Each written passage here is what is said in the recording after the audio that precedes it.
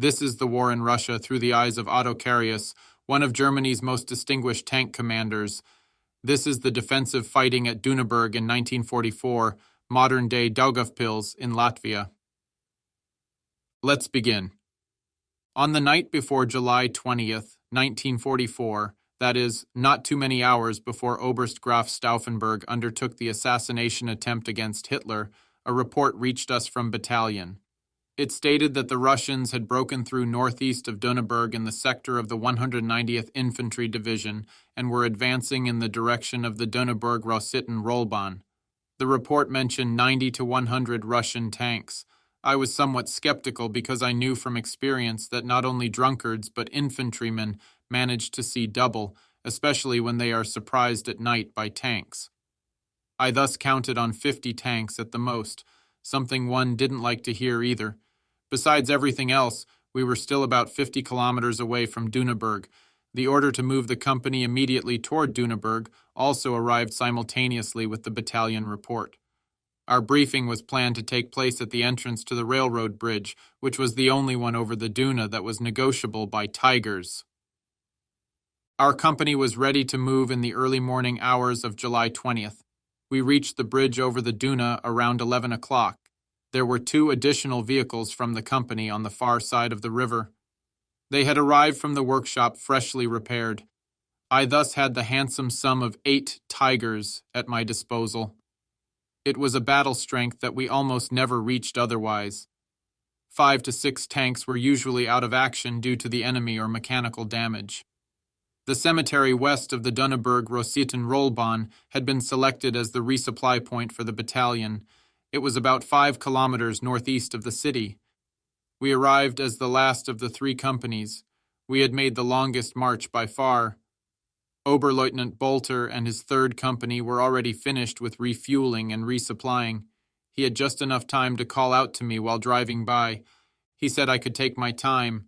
By the time you guys arrive, we'll have already taken care of everything ourselves, he said in departing. I wished him good luck and then went to the battalion command post to inform myself about the situation. What I discovered there certainly didn't look too rosy.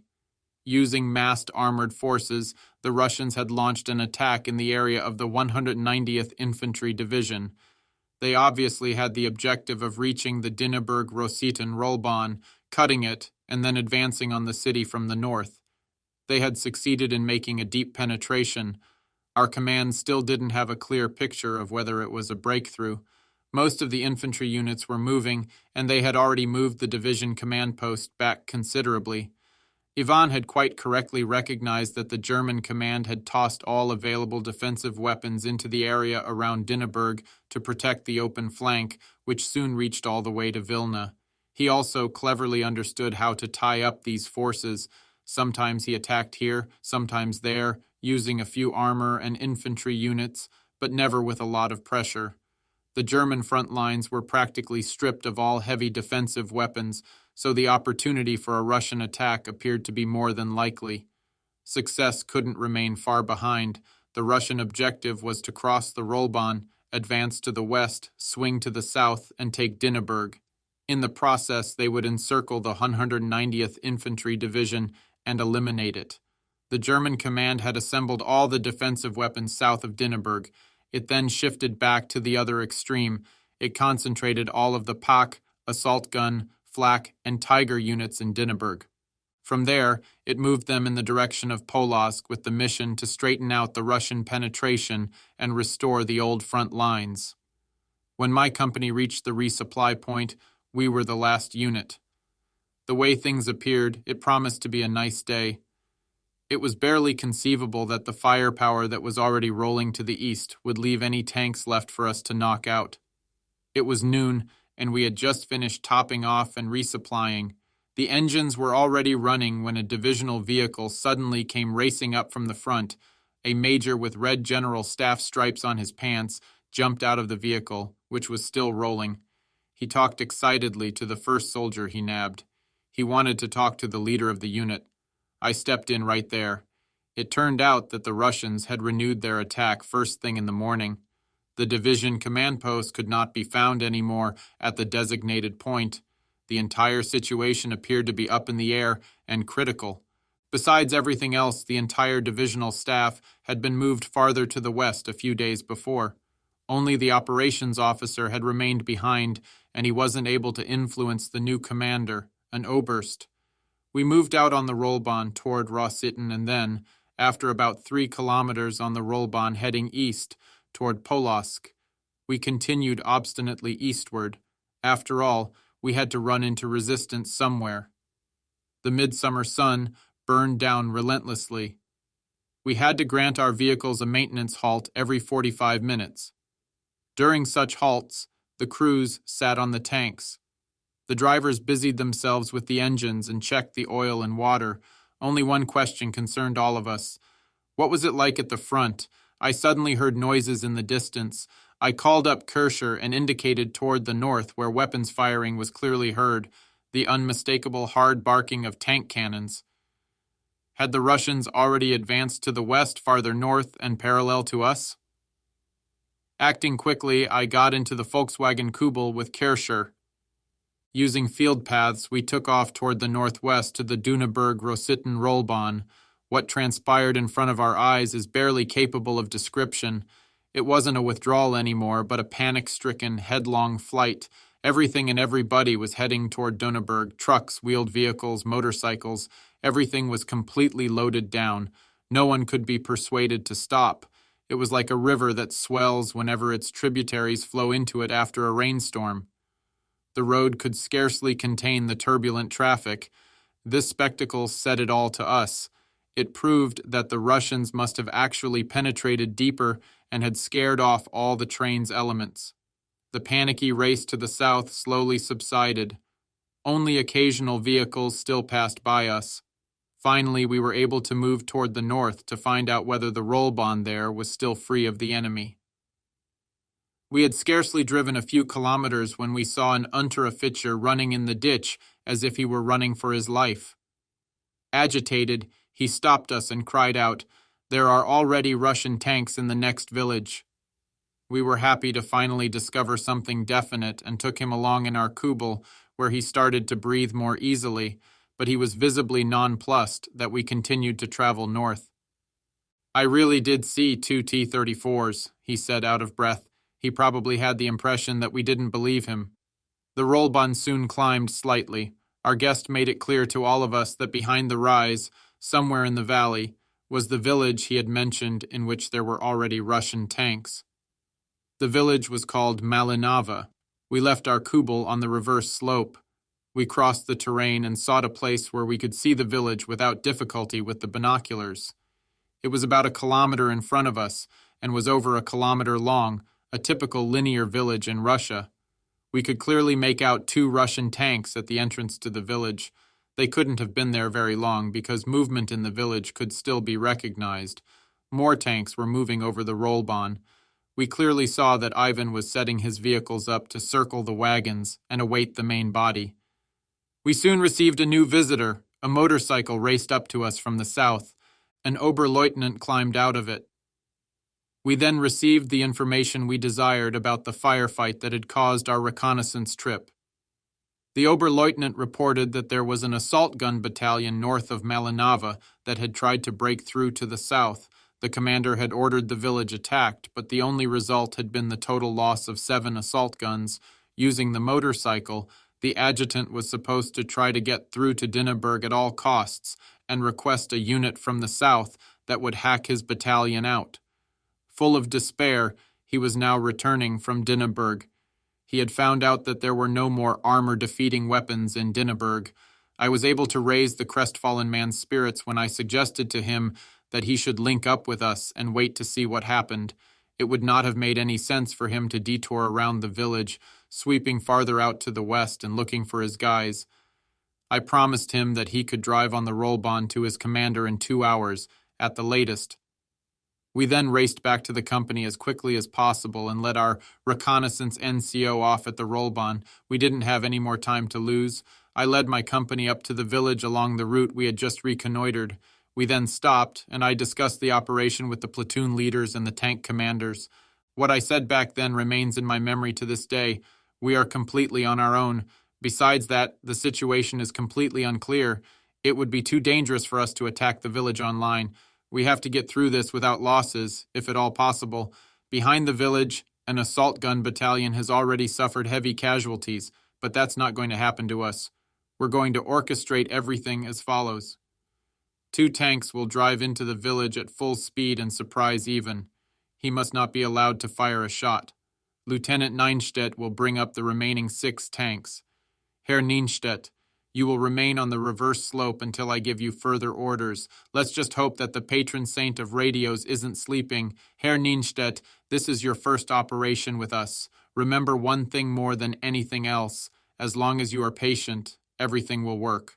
The first 2 are Kursk and me. Everything else should be obvious. What will happen later will be determined by the situation as it develops. That was our short orders conference, and that was all that was needed. I then took my trackmate aside and discussed everything with him that was important. Complete success was dependent upon our penetration into the village, better said, upon our surprise. I'll lead and both of us will advance to the center of the village as quickly as possible, where we will quickly get our bearings. You will orient to the rear and I'll orient to the front. We will then take care of anything that stands in our way. I estimate that at least 1 company is in the village, unless the rest of the Russian battalion has closed in the meantime. I patted Kursk on the shoulder. After a short, "Let's go," we were sitting in our tanks. We quickly checked our radios and the engines were started up. In a flash, we were over the slight rise and in the Russians' line of sight. My driver, the outstanding Baresh, got everything out of our crate that he could. Each of us knew at that point that only speed was decisive. Both of the Russian tanks covering toward our side didn't initially react at all. Not a shot was fired. I immediately drove just past the center of the village. It is difficult to recount what took place after that due to the abrupt and lightning-fast chain of events. Kursk, who had approached the village about 150 meters behind me, noticed that the turrets of both Russian tanks were moving. He immediately stopped and knocked out both of them. At the same instant, I also began to mop up on the other end of the village. After Kursk had closed on me, he radioed and pointed to the right. A Stalin tank was broadside to us next to a barn. It was a vehicle that we hadn't yet seen in the northern sector of the front. We were startled for a moment because the tank was outfitted with an extremely long 122mm cannon. This was the first Russian tank cannon with a muzzle brake. Moreover, the Stalin tank looked somewhat similar in its shape to our King Tiger. After I initially hesitated, just as Kursk did, it occurred to me immediately that only the running gear was typically Russian.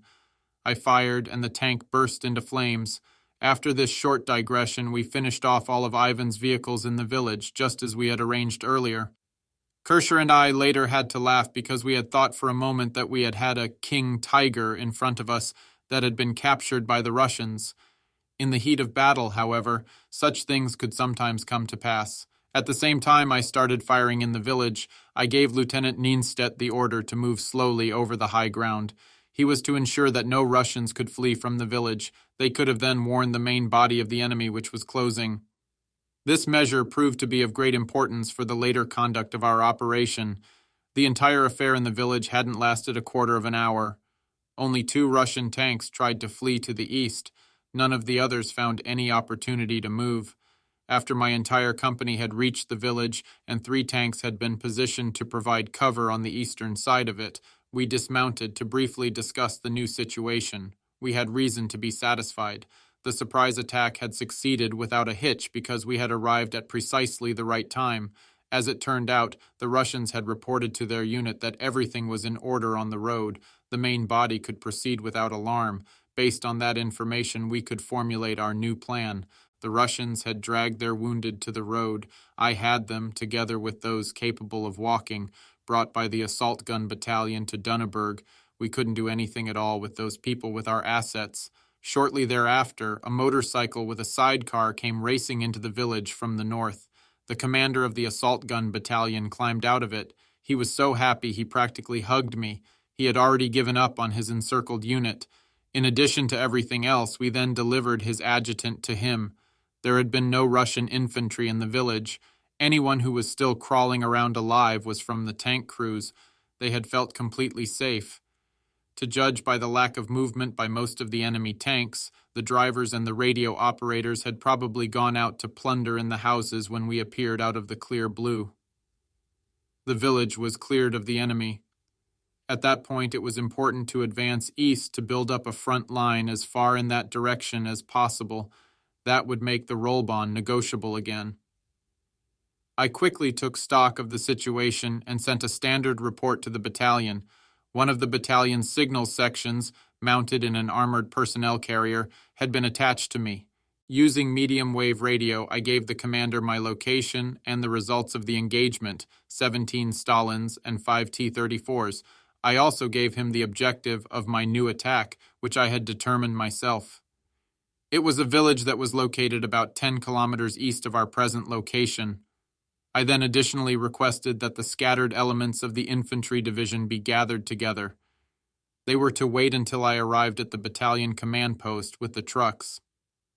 In the short time that all of this happened, my covering tanks had noticed that 2 Russians were attempting to get away from one of the 2 Stalin tanks that had fled a few hundred meters farther to the east. They moved extraordinarily well in the terrain, and one of them had something that looked like a map board under his arm. One of my Tigers drove after them, but it only brought back the map board.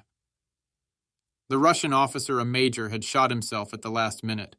He was the commander of the 1st Tank Brigade, Joseph Stalin, as we determined later. His comrade had been mortally wounded. The major was a hero of the Soviet Union and wore the Order of Lenin on his breast. I had never seen that award up close before. Both of the Soviet officers were buried in the village during the afternoon by their comrades. I discovered that the next day, when I came back and pulled security near the grave. The major's maps were very informative to me because the intended advance of the Russians was shown in grease pencil. According to them, this Russian battalion was supposed to advance toward Dunaburg on the Rollbahn after the arrival of the remaining companies. At the same time, another battle group was supposed to advance past Dunaburg to the north to reach this city from the northwest. It will be shown later how little this important map was used by our higher headquarters. This concludes the 20th part of the story. Thank you very much for listening. Please subscribe for more episodes and leave a comment.